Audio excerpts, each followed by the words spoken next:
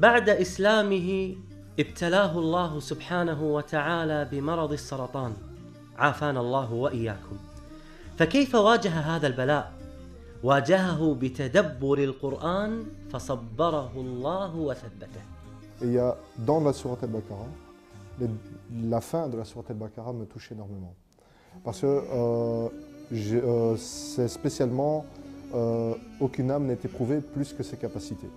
Ce morceau-là, je l'ai vécu parce que j'ai eu un cancer il y a quelques années.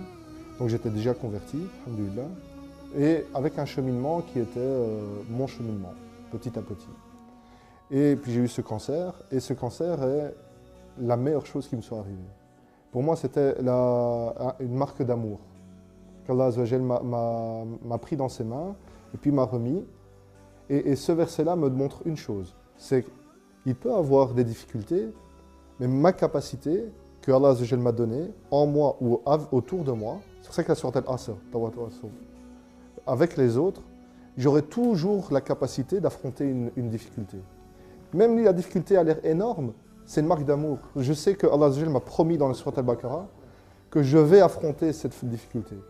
Parce qu'aucune âme n'est éprouvée plus que sa capacité. Jamais. Donc, subhanallah, quoi qu'il arrive, j'aurai la paix. La vraie personne qui a souffert, c'est mon épouse, qui s'est occupée de moi pendant des mois et des mois, pendant que je faisais les chimiothérapies, pendant que je ne savais pas me lever, pendant que j'étais vraiment souffrant. Et finalement, c'est elle qui a subi, et alhamdoulilah, Azza wa Jal lui a donné la patience et l'endurance.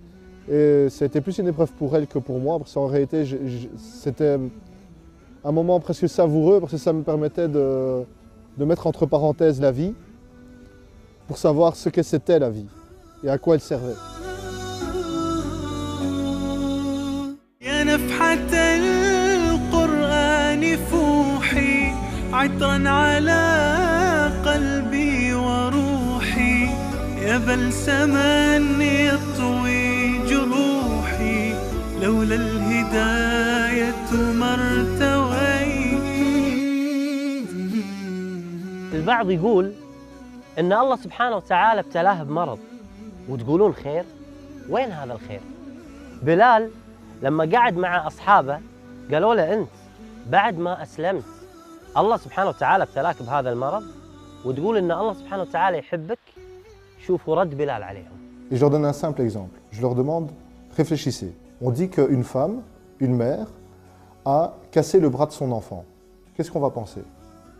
C'est pas bien, c'est ceci, c'est...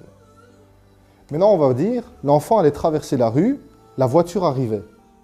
La mère a vu la voiture, elle a pris l'enfant. Maintenant, je redis la phrase. Une mère a cassé le bras de son enfant. Qu'est-ce qu'on en pense maintenant? Alhamdulillah, c'est une bonne mère. C'est exactement la même chose. Nous sommes l'enfant. On ne se rend pas compte, on ne voit rien, on ne voit pas les voitures. On ne voit pas ce qui se passe. Et Allah Azza wa Jal, lui, il voit ce qui se passe et ce qui est bien pour nous. Et c'est là où on a confiance en lui. Quoi qu'il se passe, quoi qu'il nous arrive, c'est que c'est un bien pour nous. Et heureux est le croyant, car quand il lui arrive un bien, pour lui c'est un bien, et quand il lui arrive un mal, pour lui c'est un bien.